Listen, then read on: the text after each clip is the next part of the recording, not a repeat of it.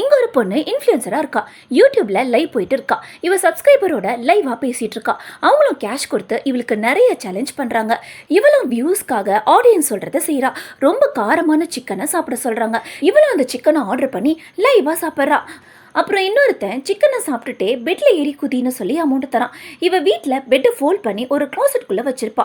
இப்போ லைவா அந்த பெட்டை கீழே இறக்கி பெட்ல உட்காந்து ஜங்குன்னு குதிக்கிறா. அவள் யூஸ் பண்ணுற பெட்டு ஸ்ப்ரிங் பெட்.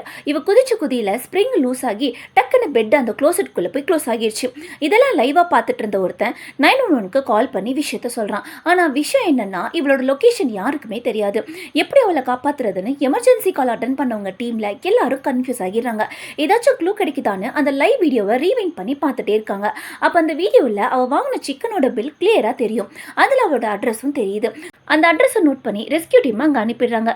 ரெஸ்கியூ டீமும் டக்குன்னு அந்த பெட்டை கீழே இறக்கி அவளை ஸ்ட்ரெச்சருக்கு ட்ரான்ஸ்ஃபர் பண்ணுறாங்க. அவளும் சேஃபாக தான் இருக்கா. ஆனால் காலில் மட்டும் எலும்பு உடஞ்சி அடிபட்டிருக்கு. அந்த வலி தாங்க முடியாம அவ கத்துறா. அவளோட பல்ஸ் ரேட் எல்லாம் செக் பண்ணி பாக்குறாங்க. எல்லாமே நார்மலா தான் இருக்கு. குட் நியூஸ் என்னன்னா ரெஸ்கியூ டீம்ல வந்தவங்கள ஒருத்தர் சர்ஜியன் தான். உடஞ்ச எலும்பை ரீப்ளேஸ் பண்ணிக்கலாம்னு சொல்றாங்க.